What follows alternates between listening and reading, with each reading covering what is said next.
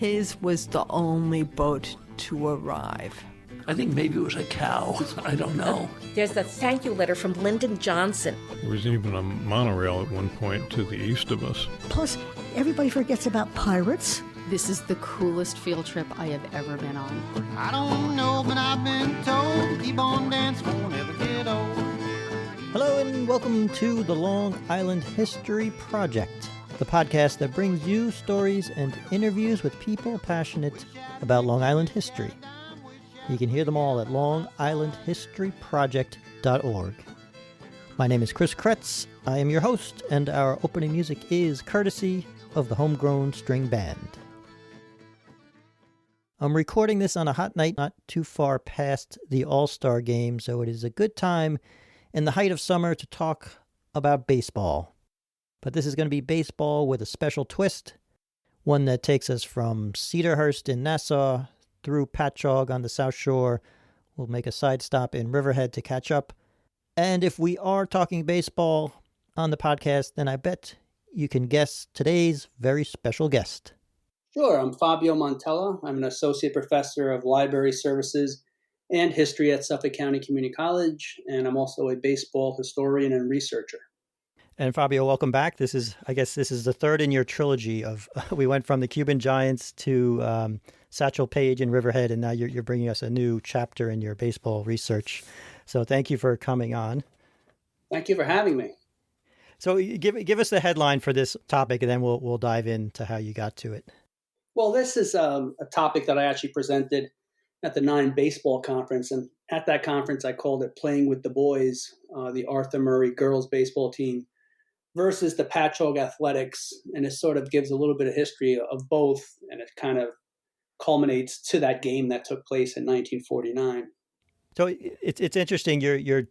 What do you make of the idea of a game sort of encapsulating a story in history? It seems you're attracted, or this is the second game you've used as a jumping off point. What do you think of baseball as a historical topic and like focusing on one game as a lens to look at it?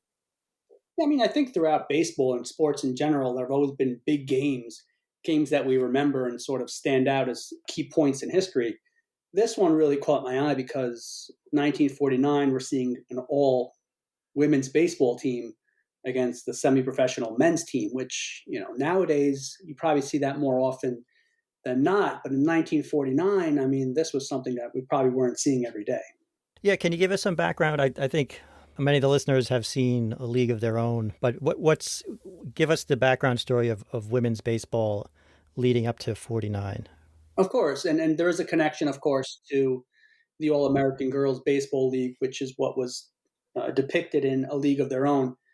But to understand this team, known as the Arthur Murray Girls Baseball Team, you have to really go back to how it started. And I like to always reference The Sandlot. I'm sure you've seen that movie, right? Great baseball movie. Yep. Just a bunch of young boys playing baseball in a sandlot with aspirations to make it to the professional level. Well, that's really how this story begins, which is a group of girls, friends, community members that knew each other just from playing, but they would meet up in the sandlots, play softball. Okay, so we're not playing baseball just yet. We're playing softball, but it was all girls playing. And the reason they were playing softball is because girls weren't really expected to play baseball. They weren't really expected to play softball either, but, they did what they wanted to do. That was their passion. And it wasn't just the sandlots. They started to play at in summer sports programs, most notably PS14 and PS19 in Queens. They would, attend school during the school year, but then over the summer they would hold these summer sports programs, and they started playing softball at the summer sports program. And the gentleman who sort of ran these programs was a gentleman named Mike Strauss. He was a sort of a Renaissance guy who had his hand in everything, but he's best known as being a New York Times sports journalist. So he wrote a lot about different sports, archery, skiing, and of course, baseball. So he sees these girls playing softball at this summer program, and he notices right away they have some talent. So he approaches the girls. Mind you, these girls are in middle school, 14 to 16, maybe a few 17-year-olds. He said, how would you girls like to start a softball team, and we'll get other teams and we'll play against one another, maybe even bring out some people to watch. So, of course, these girls had to go and get their parents' permission to do that. And then when they got enough people to say, yeah, let's do this, they formed this team. And at the time, they didn't have a name, so they called themselves the Yankee Girls, which was fitting because, they were all sort of Yankee fans. They loved the name, and that's what they went at. And Michael Strauss becomes the manager of this team, both on the field, but also managing their games, setting up appearances and whatnot. And he books them to play against other local teams. Now, when I say local, we're talking Jersey, Nassau, I think some parts of Pennsylvania as well. And as they're setting up these games, sort of traveling, and they start to get bigger audiences and more people start to watch, someone suggests, well, why don't we actually start a league, a girls softball league? And that's what they did in 1945. They create the American Girls Softball League. Now, this league initially consists of 6 teams. Again, New York, Connecticut, New Jersey. There were no male umpires allowed in the league. They wanted to keep it just women. But of course, the managers and the coaches were all men. The Yankee Girls, when they joined the league, they now changed their name to the Long Island Colonials. And then shortly after, when the league really starts to take off, they get their first sponsor, which is the Greenwald Jewelers. So that's the name they start to wear on their uniform. They were called, the Greenwald Jewelers was the name of the team because it was also their sponsor.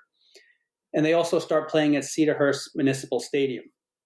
So again, they're really coming together as a league, as a team, and they ended up becoming the inaugural champions of this American Girls Softball League. But then it was in 1948, which was 3 years after the league started, that Arthur Murray, from the Arthur Murray Dance Studio, he sort of catches on to this, and he goes, I would like to sponsor these girls. And he does. He becomes their sponsor, and that's how they come to be known as the Arthur Murray Girls Baseball Team. Up until, the team dissolves, that was the name of the team, and that's what they're really known as for quite a while. And so they were centered around, it sounds like a lot of them came from the city, but they played, their home field was Cedarhurst, would you say?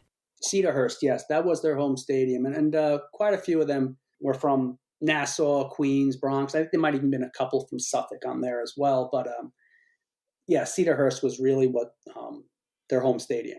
And so this was, I guess, a going concern. They were charging money. There was some, I don't know if they got rich off it, but there was a paying crowd for these games. Yeah, there was a paying crowd.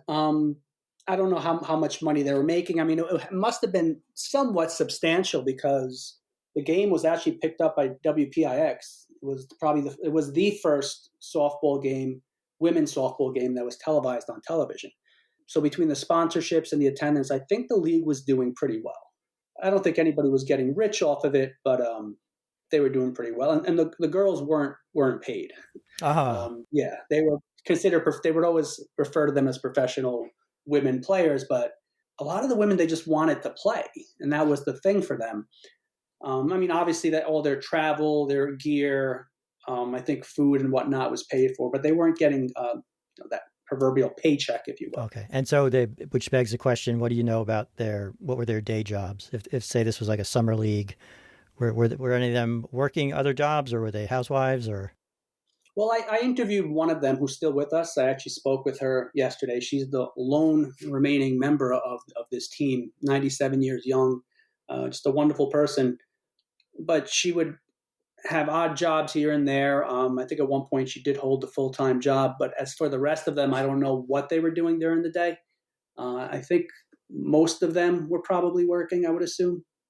And I'm curious because when you told me about this topic, I did as quick a deep dive, or as deep a quick dive as I could.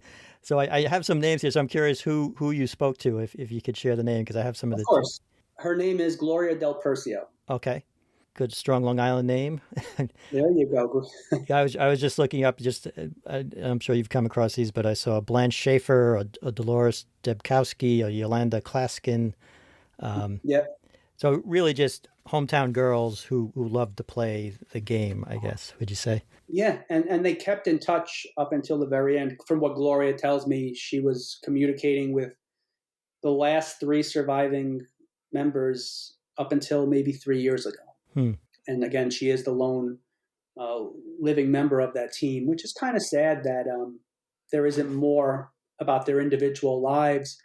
But when I started researching this and I got in touch with her, she was so happy just to have the memories resurface and also to have the rest of the world know about it. When I talk about being grateful, she was so grateful. We still keep in touch. She calls me and she tells me how much this means to her, and even just having the history brought up again, it sort of revived this baseball spirit inside of her. That is great. What is there anything in particular she revealed for you? Something that you hadn't found in the record yet, or just from her personal memories? She sort of put me in touch with the type of person that Michael Strauss was. He was a real go-getter and always looking to expand and do something different, which, you know, speaks to him starting this softball team and putting women on the field at a time when this wasn't the norm, and which sort of segues into the All-American Girls Baseball League. Now, this is happening before that. So when the All-American Girls Baseball League starts to take off right around shortly after or during the war, rather. And that, just to be clear, the All-American Girls, that's the movie version or the Midwest, yes. League of Their Own. Yes. Okay. Yeah, that's what we refer to with a League of Their Own. You know, their inaugural season was 1943, but it lasted for 11 years. But yeah, that's what we hear of in the movie. And now, I don't know if you're familiar, but there's a show on Amazon as well, which looks at a more, I guess, in-depth look at the players and the women and the type of lives they lived being women baseball players. But yeah, that's the league that we're referring to. So that league starts to do very well. And this softball league, a couple of the owners look at each other and say, well, if we see women playing baseball and they're very successful at it, we see large gates, maybe we need to switch it up. And that's exactly what they do. In 1949, that softball league turns into the American Girls Baseball Conference. Okay, sort of a play on the American Girls Baseball League. And that's where they sort of switch from softball to baseball and change the rules as well. It's sort of a modified form of baseball. From what Gloria tells me, the baseball was actually bigger, so it resembled more of a softball, even though they were throwing overhand. The pitcher's mound wasn't as far. The bases were closer together. So there was a bunch of little nuances that they put in to try and, I guess, keep it more accustomed to what they were playing, which was softball. But from what Gloria tells me, a lot of them, even though they were playing in a softball league, growing up, they played baseball. When these girls went out and hung out with one another, they were throwing overhand. They were stealing bases. They were playing like the guys they saw on TV. Yeah, and we should mention, you mentioned the New York Times and the sportswriter, but New York, even more so than today, was a baseball town, right? You had the Dodgers and the Giants were still playing here and the Yankees, so you can get a sense it was in the air. People were living and breathing baseball probably. Yeah, this was, even on Long Island, it was sort of like the heyday of baseball, the golden era. The mid-20th century was a time where just everybody breathed and ate baseball. So yeah, it happened at the right time. Now, one thing I was trying to track through, and I was looking mostly at the local papers that I could get to. What can you say about their uniforms? Because do I have it right that they actually were playing in pants and then switched to skirts at some point? Or it might sound like a frivolous question, but I'm curious in terms of how they played, what uniforms they had. Yeah, they when they were the Arthur Murray girls, they played it in skirts. Greenwald Jewelers, they wore a lot of pants. So I think that the skirts really sort of came about when they tried to mimic that league from the Penny Marshall movie, which, of course, they were wearing skirts in that. So they say, hey, let's sort of follow suit because whatever they're doing is working. They're selling tickets. They're getting publicity. And the same thing happened for them. When they put on the skirts and became this women's baseball league, we start to see a lot of attention, even more so than that softball league. The papers start to pick up not on the team, but on the individual players. Gloria was known as the dancing darling. And it was sort of showcasing the fact that these were women, beautiful, sophisticated women playing a man's game. Yeah, it's funny, depending how you look at it, but a lot of the press coverage, they sneak in some of those left-handed compliments, or right, they try to paint them with the feminine brush instead of just celebrating their athleticism. So you get a lot of turns of phrase that could make you cringe now. Yeah, and I mean, even especially rather in that league from the Penny Marshall movie, the All-American Girls Baseball League, it's noted that they had chaperones following them around and trainers, if you will, that were teaching them how to be proper women, etiquette, people that were doing their makeup, their hair, because they wanted them to really be what at the time was considered a proper woman. Even though you're playing baseball, try not to be yourself, be more what society wants you to be. And again, it's the mini skirt, the well done hair, the makeup, which we know it's not the ideal way to play, but that's what they were told to showcase to the audience. And I'm just going to throw this out here. One of the articles I came across, again, speaking maybe to how of its time it was, but there was an article comparing one of the I think it was the first baseman. Did you come across Anne Garmirian? Okay, yeah, the name I've heard. And the article refers to her as the female Dolph Camilli, which sent me down a rabbit hole of Dolph Camilli was a Brooklyn Dodger who won the MVP in 41. So, just the fact that they're comparing them to the professional men's players and sort of these forgotten names that come out of the past statutes. Interesting to see. Yeah, I mean, they were meeting a lot of these players. I mean, there was a newspaper article where the Arthur Murray girls were surrounding Preacher Row of the Brooklyn Dodgers. So, yeah, it was common to get them sort of side by side with the male players, which kind of leads to that game, I think. Yeah, let's bring us back to that. And it's interesting. We can refer people back to our Satchel Paige episode, but these kind of event games seem to be fairly common, right? Barnstorming and teams coming from out of town and these matchups. Yeah, and it was very common to either face a Negro League team or sort of a traveling team that was well known. Sometimes I would assume they might have even faced a professional team in an exhibition game. But again, the uniqueness of this, the men versus women, I haven't encountered any instance of this happening this early on Long Island. So I think that's, again, the uniqueness of it. But yeah, these sort of novelty or attractions were what got people to watch the games more so than not. And so paint the picture again. They were playing in, was it Patchogue? Yes, they were playing in Patchogue. They were playing the Patchogue Athletics, who in the mid-20th century were probably one of the top 2 or 3 clubs on Long Island, which is saying a lot because, again, the mid-20th century was that heyday of Long Island baseball. And they're right there at the very top with the best of them. They're managed by a gentleman named Paul Skidmore, and he trained the team very well. They were Suffolk County champions several times. They played a lot of these sort of well-known teams, a lot of the Negro League teams. The New York Cubans played against the Patchogue Athletics often. They might have even played against the Cubans, I think, one time when they were in first place in the Negro Leagues. So again, they're not facing lower competition. This is a team that was facing some of the best teams in the country. They played against the House of David, which was, sort of an attraction in itself because the players all had those long beards, but they were very good baseball players. They played against the Yankees. So again, these Patchogue Athletics, just a very good team. And they were a big draw because everybody knew how good they were. And go back to the manager of the Arthur Murray girls, Mr. Strauss. If anything, he was a businessman. He knew what to do. So he pulled a few strings and he said, hey, how about we have girls versus boys, right? And he didn't just pick any team. He picked one of the top teams in Suffolk. And I remember there wasn't much going on in the papers about it other than an article leading up to the game. And then afterwards, an article talking about the game, how the Patchogue team ended up winning. I mean, nobody really expected them to lose. Even the Arthur Murray girls weren't expected to win. But when I looked at the box score, it wasn't as close as you think. These girls played some good defense. They got some good hits, great base running. But again, I wasn't getting that full story from the newspaper article, and that's why I was very fortunate to talk to Gloria Del Percio. Was she in that game? She was in that game. Oh, she wow. was the center fielder. Mm-hmm. So I spoke to her, and I said, can you just give me your perspective of what happened that day? And of course, she said, we were just excited and nervous, okay, because here we are playing against men in front of this huge crowd. She said, but at the same time, all the women were just very excited to be given this opportunity. Even just the opportunity to play baseball in general, she said, that's all we ever wanted. So we took the opportunity in great stride.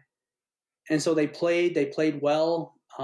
She said she didn't expect to win. Nobody really thought that they were going to win, but they held their own. And at the end of the game, the men from the athletics all went over and shook their hands, the women's hands, with sincerity and earnest, told them, you girls put up a great fight.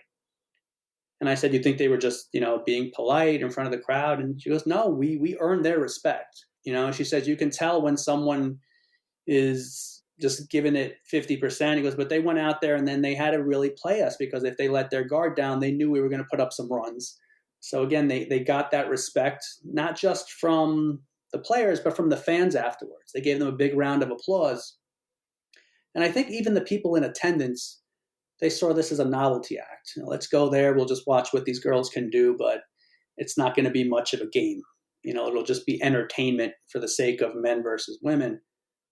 But again, when they played really well, I think everyone was just surprised, but also very happy to see that. Do you know, were they playing the modified rules or the full?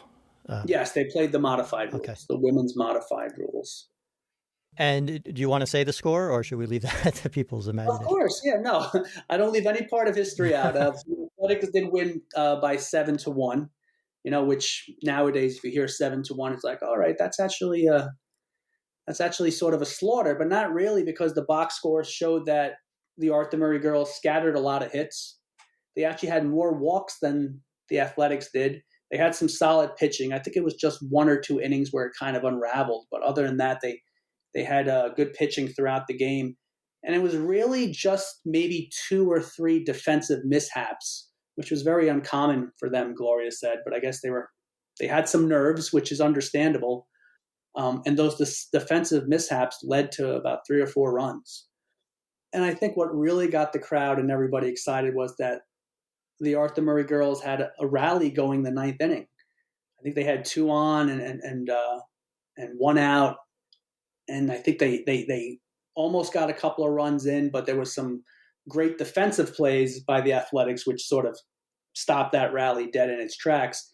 But the fact that they were even threatening to come back in the bottom of the 9th got the crowd going. And I think it was just sort of a good way for them to get their confidence back. I mean, I would have liked to have seen 2 out of 3. Yeah, that's true. That would have been fair. Yeah. Just to get the nerves out, because Go play at Cedarhurst, right? Get the hometown. Exactly. Yeah. And the Athletics were playing at their home turf, their home stadium. So, and I don't think they had many nerves to begin with. So, but I think overall it was all about that respect. And like Gloria said, just being given the opportunity to play baseball when they want and how they want. To her, she said, was her victory. And just, it's fascinating, and I can imagine the thrill when you connected with someone who was in the game.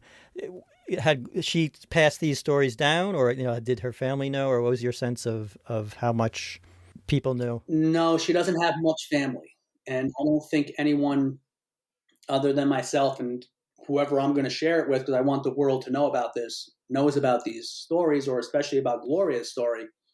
Just last week, I was speaking to her.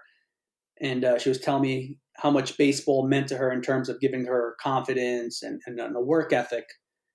And we started talking about the game. And she goes, Fabio, I still have the softball by my TV, because I'm looking at it right now. I keep it on there to remind me of when I used to play this game. And I said, oh, that's great. I said, do you have any other memorabilia? And she said that she had the uniform from the Arthur Murray girls team in her attic.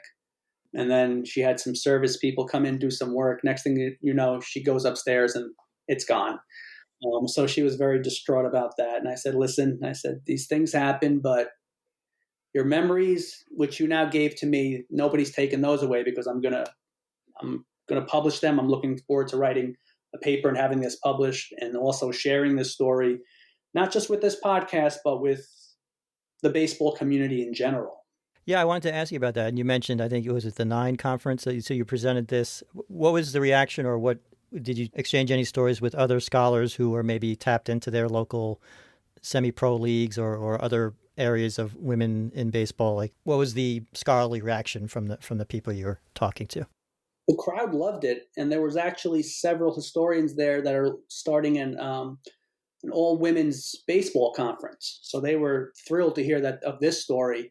And we talked about the connections between this league and the All-American Girls Baseball League. And the keynote speaker that year Maybelle Blair, who, I mean, I don't know if you're familiar with her. She's a speaker throughout the country. She played for the Peaches. Okay. In the movie League of Their Own, that team, the Peaches, she actually played for them. She was a player for them, and she played in that league. And I was able to meet her and talk to her and share stories. So that was great. And the fact that I was able to share Gloria's story with her and bring these two, women baseball players, pieces of history together, I thought to me was very fulfilling. Sure. So what can you tell us about the end of the American Girls Baseball Conference? How much past 49 did it go? It went a couple of years past that. It sort of fizzled out around the same time as the All-American Girls Baseball League, which again, 1954, the war had ended and professional men's baseball was back to where it was pre-war. So they really didn't see much need to have the Rockford Peaches or any of those teams from that league around. So it was probably around the same time, 52, 53, I believe Gloria said.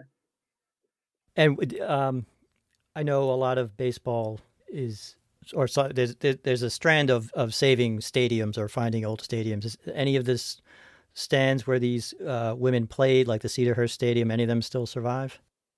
The Cedarhurst Stadium, I have yet to get out there. I don't know what stands at the spot.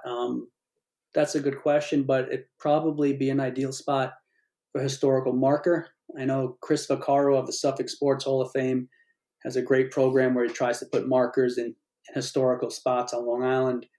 And you better bet that's going to be the next one that I'm going to suggest to him.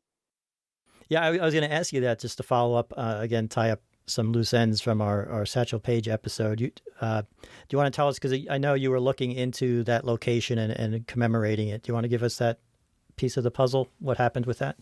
So the stadium now stands where the middle school office is, and the middle school baseball stadium now stands. Out in Riverhead, this is. Yeah. And the way that I found that, and I remember I was looking everywhere. I was asking the town historian, looking at maps, and we just couldn't pinpoint where it was. And I interviewed Elizabeth Wivchar, who just passed away a few years ago, again in her 90s. Elizabeth Wivchar is the wife of Tony Wivchar, who built that stadium and sort of got that game going. And I said, do you remember anything of where it was? And she says, all I remember is that there was an inn right across the street from the entrance, sort of like an inn where they serve food, but you could also, get lodging for the night.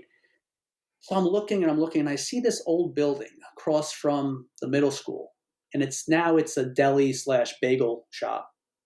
I go inside and the architecture is very, very old. And now my wheels are turning. I'm like, I wonder if this is it. So I said and I'm sorry, I blanked the name of what the establishment was during that game. But anyway, I went up to the owner and I said, did this used to be? And I couldn't even finish the sentence. He said, yes, this was the so-and-so inn. And I apologize for forgetting.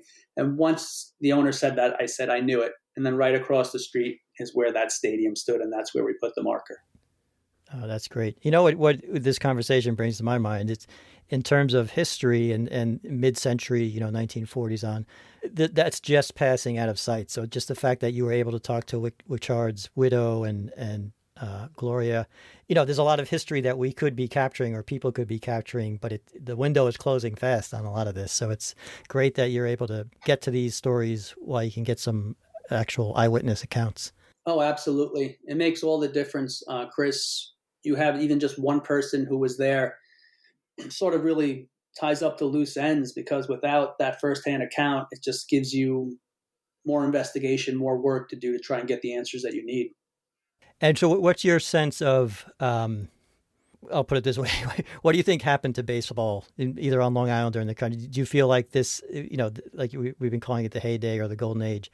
What's your sense of where baseball stands in Long Island culture now? We've got the Long Island Ducks, which I'm sure if you've been to a game, I can imagine it's sort of that same spirit. But do you think baseball is kind of no longer the national pastime, or what's any big picture thoughts on that? I think in terms of heritage and history, we view it as a national pastime, but is it America's number one sport or favorite game? I don't think so anymore. I think football has surpassed it, perhaps even basketball to some degree. But it's one of those games that I think is very generational, where even though this generation isn't isn't watching it as much or playing it as much, they can connect it to their parents and their grandparents. But moving forward, I don't know how strong of a connection that's going to be anymore. And, we keep trying to change the game with the pitch clock, try to get more home runs, more offense, a shorter game, what have you. I don't know if any of that's really going to work, and I don't think it has anything to do with baseball. I think it's just the society we live in. I mean, students don't want to watch a 10-minute video. They want to know it in TikTok minute. So, a lot of these sports, it's fast paced, and baseball is one of those games where it's just meant to be played slow. And again, unfortunately, this generation, we're in a generation where we want everything done quickly. So it's hurting the game, but is it dead? Absolutely not. Is it what it used to be? Absolutely not as well. So we're both librarians. We're both researchers, interest in history. Anything you want to say, or any surprising moments in terms of where you were? Obviously, finding Gloria is a high point, but anything else about the research path that you took or the sources you found? Yeah, I want to delve a little more into the league, because there were 6 teams, but there were during the softball league, there were a couple of Long Island teams. Now, I focused on the Arthur Murray girls because they played against the Patchogue Athletics, but we had the hostess girls, which I believe were from Cedarhurst. Don't quote me on that. And there might have been another Long Island team. So I really want to try and piece together the other teams from this league, even the ones from Jersey and Connecticut. Maybe there are more voices out there that I haven't connected with yet. But I do want to share one thing if I can. I do have a little audio clip, and I don't know if it'll pick up for the recording of Gloria. I asked her to say something for the conference, so I'm just going to play it now. All right. One last question. It's more of a comment, really, but what did it mean for you to be a part of this, to be a part of the league, to be a part of the Arthur Murray girls baseball team, and just to be a female baseball player in general? Like, what does that mean for you now that you look back on it? It gave me an inspiration to be a better person. Really? Yes. It made me feel that there was so much more out there I had to learn. And I did. I've done a lot of things. And you credit all that to being on that baseball team? Being an athlete, absolutely. That's great. That's very inspirational. Nice to hear, too. And you just learn and you learn and you learn. And you put hard work with it. Oh, yeah. Sure. We played in the hot sun, and we played in practicing in cold weather, and so on down the line.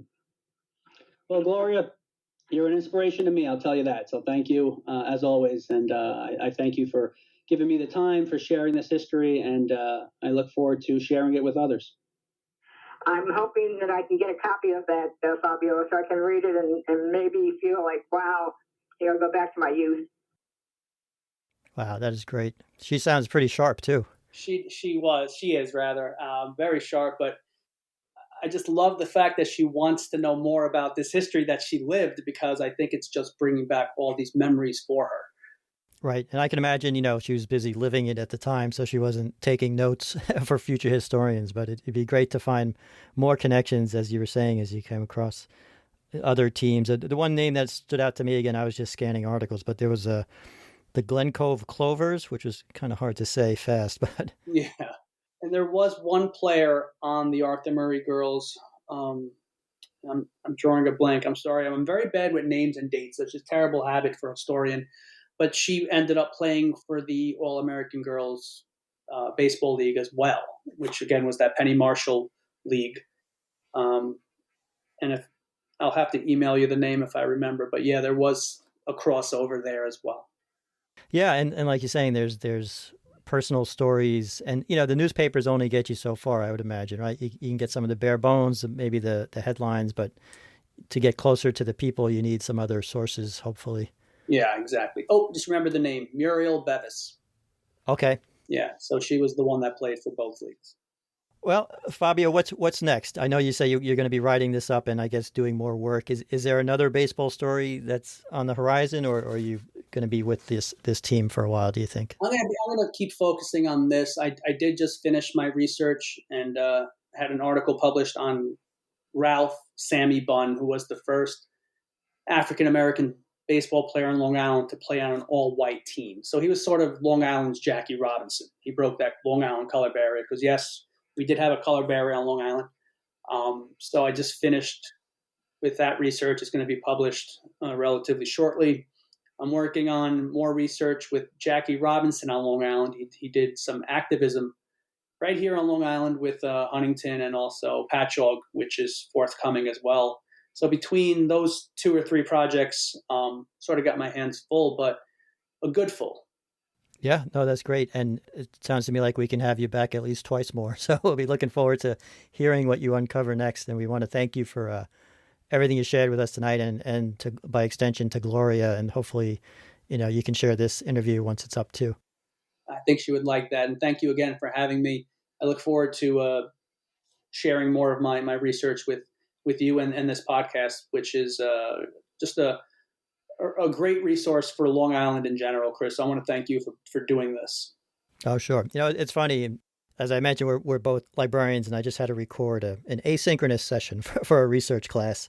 And I fell into, but I likened the research process. I said, look, you're going down a rabbit hole.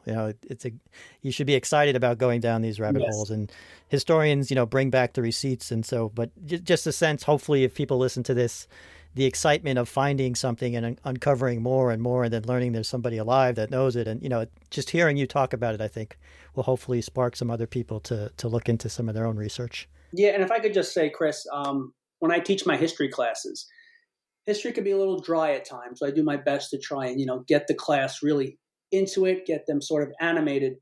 And when we start to talk about Long Island history or local history, I think it's when they really perk up the most. And I let them know that we tend to learn a national history, Major League Baseball, the Negro Leagues, but all of this is also connected to Long Island, just like the Civil Rights Movement, World War II. This happened on Long Island just like it happened throughout the rest of America. So I sort of do this assignment where I have them connect whatever topic they're researching and try to find something local pertaining to it. And the reaction and excitement that I get from my students is my favorite part of the semester. So again, I share this research with them and I show them how we have our national history, but also our local history and how we need to know this before we know that.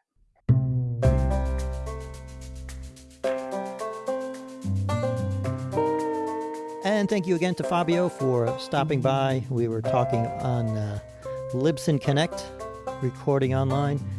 You can find links to related resources in our show notes. That's at longislandhistoryproject.org. And I also want to thank Gloria for sharing her memories with Fabio, and hopefully we can help spread the story of the Arthur Murray girls and their baseball team and that whole league. And if anyone is ever at a garage sale or an antique sale anywhere in the area and they see an Arthur Murray uniform for sale, grab it and get in touch. We'll get it back to her. And if anyone knows any piece of this story, drop us a line at longislandhistoryproject@gmail.com. We'll pass it on to Fabio and hopefully fill in some gaps or add some color to this story while we still can. That does it for this episode. We've slowed down a little bit over the summer, so about one a month. We've got one more coming in August, and hitting the fall, we'll ramp up again. Our outro music is Capering by the Blue Dot Sessions, used under an Attribution 4.0 international license. And I just want to say thank you, as always, for listening.